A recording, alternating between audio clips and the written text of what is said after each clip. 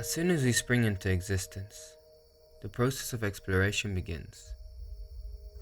It starts with the senses.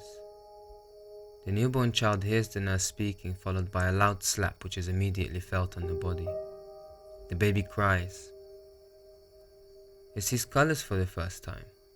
It smells different fragrances for the first time. And later on, it tastes the mother's milk for the first time. The child then learns how to use the body more. With his hands, it feels and it grabs, and once it crawls, it has unlocked a completely new dimension of exploration. This is a revolutionary turning point in the child's journey. By being able to move around the room, it can reach objects of interest. When grabbing the remote control laying there on the couch, it has this irresistible desire to understand what it is.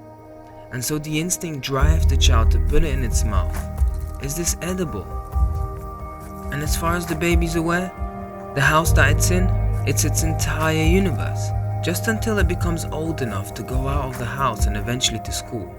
There it meets other children, where they share what they've gathered in their experiences, what they've gathered in their home universe, so to speak. This is why your mother has told you off for misbehaving at the time. You've picked up another child's habit.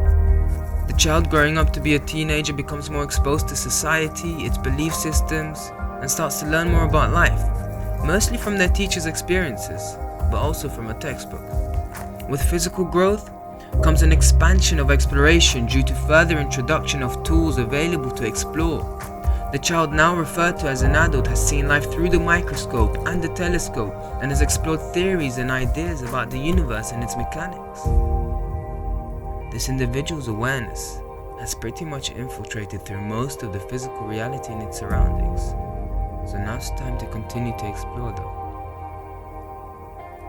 What is life? Who created all this? Why am I here? What am I? The surrounding theories and ideas and belief systems don't seem to bring a satisfactory answer, yet they claim to be the truth. At this point, the process of exploration seems to take a hold for a lot of people. They take a step back into something pleasurable that was discovered prior to this point and make it the center of their lives. Some people may make simple conclusions or take any of the existing ones on board and just settle. Some people may become very devout followers of a religion and answer these questions for them. Some people may find a fulfilling hobby. Some people may jump from one moment of satisfaction to another. Whichever the case, if it's made you fulfilled and compassionate, it's absolutely okay.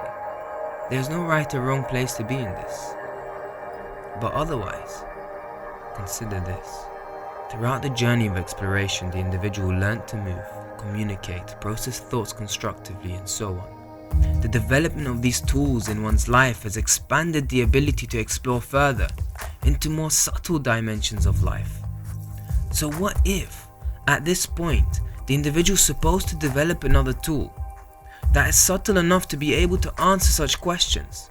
What if thought, which is currently the central tool of exploration for most individuals alive today, is too dense of a means to be able to process such subtle questions? Thought processes can only tackle elements by putting them in boundaries that are relative to a mental model of the universe based on the experiences that have been gathered in this life. Certain questions may be so vast, so subtle that they simply cannot be confined within boundaries. Thoughts can only process concepts when they're confined in boundaries. So what is life? To be satisfied from such questions, we will have to develop the tools that allow us to go beyond the boundless. There are many ways in which this can be done. This is by no means the ultimate way. It's different for each person also. But if this seems to resonate with you, if you feel welcomed, let's take a walk.